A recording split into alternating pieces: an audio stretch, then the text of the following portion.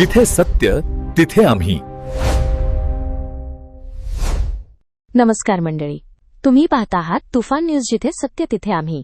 आता पाहूया एक महत्त्वाची बातमी. मुंबईच्या सांताक्रूझ पूर्व परिसरात बिशी अथवा चिटफंडच्या नावाखाली मोठ्या प्रमाणावर आर्थिक फसवणूक झाल्याची माहिती समोर आली आहे.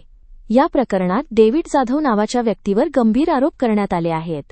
मिळालेल्या माहितीनुसार बिशीच्या माध्यमातून गुंतवणूक केल्यास उच्च परतावा मिळेल, पैसे दुप्पट होतील आणि मोठा नफा मिळेल असे आमिष दाखवून अनेक नागरिकांकडून मोठ्या रकमा गोळा करण्यात आल्या.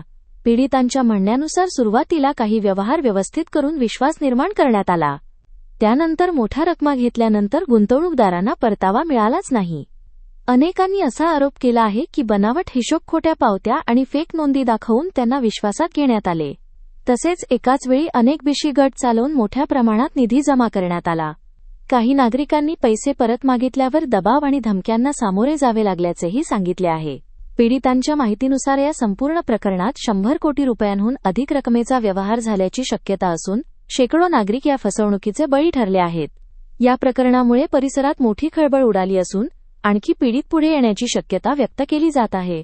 ही बातमी तुम्हाला महत्त्वाची वाटली असेल तर लाईक करा, शेअर करा आणि सबस्क्राईब करा. आणि अशाच ताज्या, खऱ्या आणि निर्भीड बातम्यांसाठी तुफान न्यूज सोबत कायम जोडलेले रहा.